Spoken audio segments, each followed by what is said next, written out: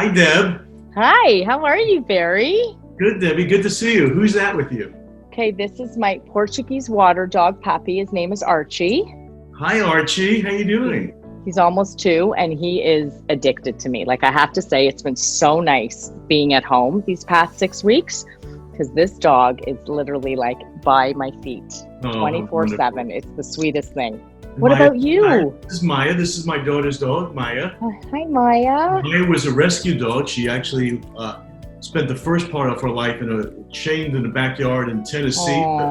But she's been so loved and she's so wonderful now and she's great. And she's looking at you guys. She's beautiful. Look how, my dog just says, okay, come on, mommy, keep on caressing me because that's all I want all day. Okay, that's enough. Barry and I have to talk, Archie. We'll come back to you later. Okay. Hi, everybody. Now that the dogs have gone their own way, I'm here to introduce Ms. Debbie Drutz, who is the president of NOVUS Media. Debbie, located up in Toronto, has been quarantined for about 6 weeks. Debbie is a DPAA board member. She's a passionate, smart, articulate representative of the industry and a dear friend. Debbie, welcome. Thank you for joining us. Thank you so much, Barry. It's always so lovely to connect with you, to chat with you, and to talk about our industry that I love. Great. Well, I'm so glad you're joining us. Debbie comes to us with some great experience. Not only is she running a media agency now, but coming from the sales side with digital, with radio, with Rogers and Bell and out of home. She brings some terrific and broad experience, which is so needed today in media, where you're not looking at it in a micro fashion, but you understand the micro necessities, but also the macro part of it. And along those lines, Debbie, I'd like to ask you, tell us just a little bit as an intro about NOVUS. What's the unique selling proposition? How do you all do it and where and how and why? Yeah, thanks, Barry. And also, thanks for everything you're doing for the DPAA and the organization and the industry at large. You're just always so on point, and we love everything that you do. So thank you. NOVUS. I've been with NOVUS now over a year, since last February. We're a very specific, specialized geospatial media planning and buying shop. We focus on revolutionizing local. Local is very important to us, understanding local audiences, the geography, where these audiences reside, and then we figure out how to activate against those audiences in a very local level. So whether that's, in a print format, in a flyer format, in digital out of home, local TV, radio, et cetera, across both US and Canada. Excellent. And you're working with the clients now, certainly unprecedented, strange, unfortunate times in a lot of ways, Deb, but what are your clients telling you? Are they pausing? Are they preventing? Are they canceling? Are they extending? What are they thinking about in terms of their media and maybe also in terms of their messaging?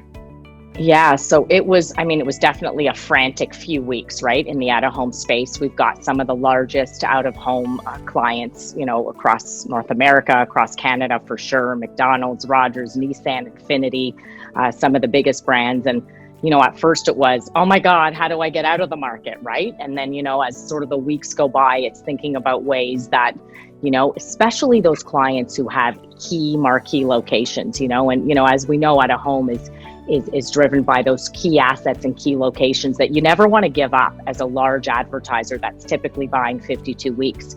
So it was pretty critical for us to just say, let's think about it holistically. Do you really want to pull out? It's quite short term, and we knew, maybe it's Q2, because we think we're going to be back into the market, by July. So let's think about whether we really want to do this and what the implications are beyond that.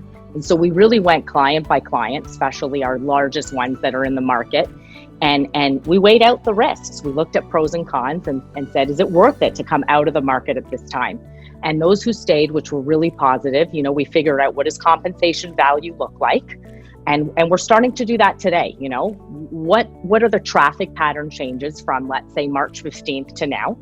And how do we work with our partners and our vendors to look at, some compensation value where we can bank that for perhaps, Q3, Q4, or even move that into 2021. And we've had really good success at, sort of holding some of these campaigns that are in market for the long term. I would say the shorter term ones with products that are, that can't be in market today, right? They're short-term campaigns. They really can't be in market today.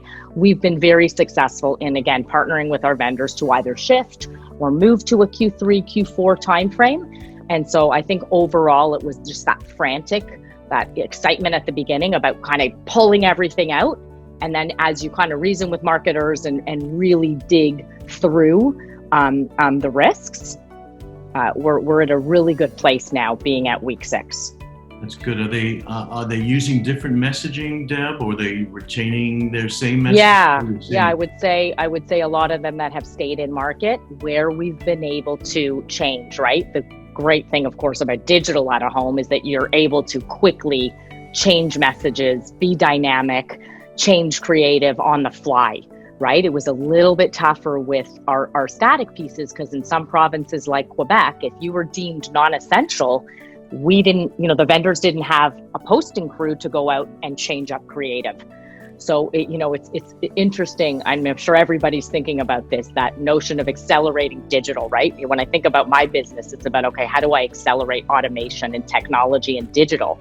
Because you never know until you're faced with a crisis like this where you think about, wow, I wish all my assets were in digital right now because we could have just kind of, pulled out of it quickly, changed creative quickly, right?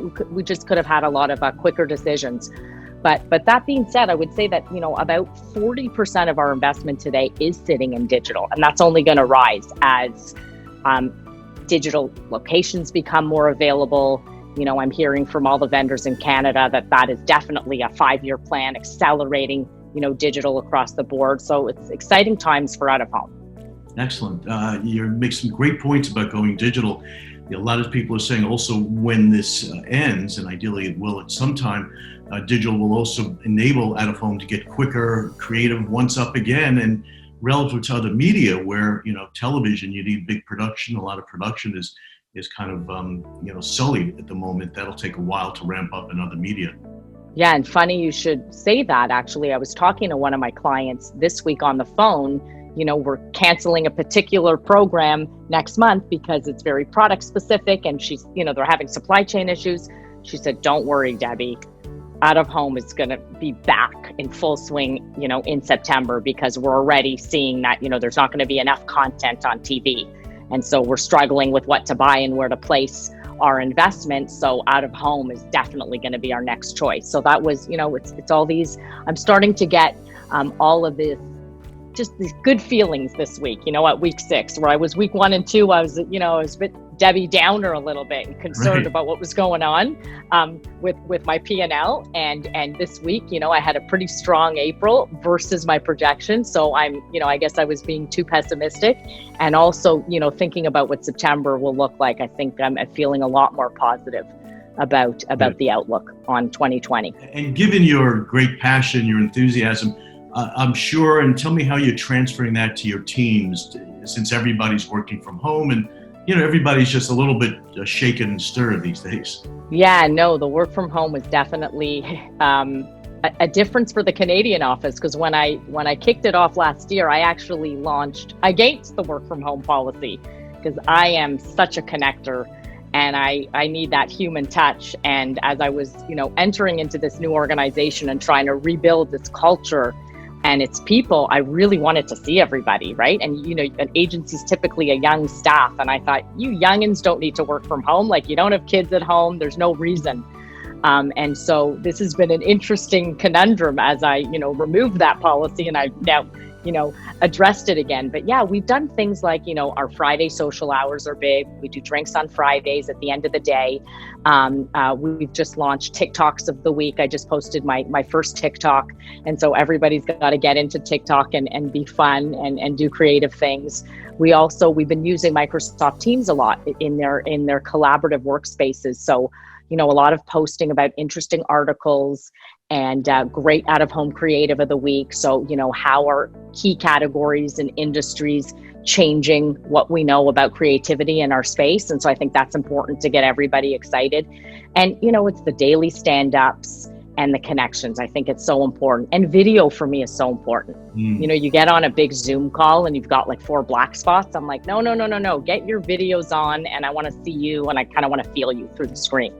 Good for you. And to have that focus with people into the camera definitely helps. It may be second, but it can be helped. You mentioned earlier, Deb, that you've got some great partnerships with the media owners, and therefore you've been able to work together during this period. What advice would you give to media owners during this time, out of home, as well as other owners of media content, time, and inventory? Yeah, I think the biggest advice I would just say, be proactive, right? And so especially in our channel, where it was quite obvious that audiences were going down, and we were going to see a difference in traffic pattern changes. Get ahead of it and get out front. And I think what NOVUS did last week is we issued a traffic pattern study to the community, and it was really about supporting Omnicom and supporting all of our clients who have stayed in the marketplace, and what do those traffic pattern changes look like. I think it's important for the vendors to stay ahead of what audiences look like, continue to communicate with us so that we can communicate back to our direct advertisers, and to be flexible, which they have been. Because out of home has a longer cancellation policy than most other channels. We took a little bit of heat, I think, at the beginning because it was a 90-day cancel out, but I have to say that each of the partners have been very forthcoming, very open and flexible to working with agencies and with our advertising partners. So kudos to them for sure, because they've been very, very helpful to us as we navigate this challenge. That's smart. Deb, you've evidently inspiring to the industry. I personally witnessed and seen that clearly to your troops.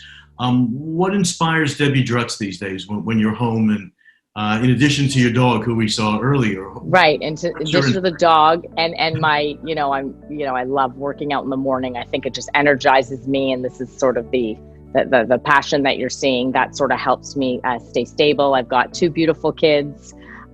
Thankfully, they're 16 and 14, so I don't have to help them online because they do all their homework on their own.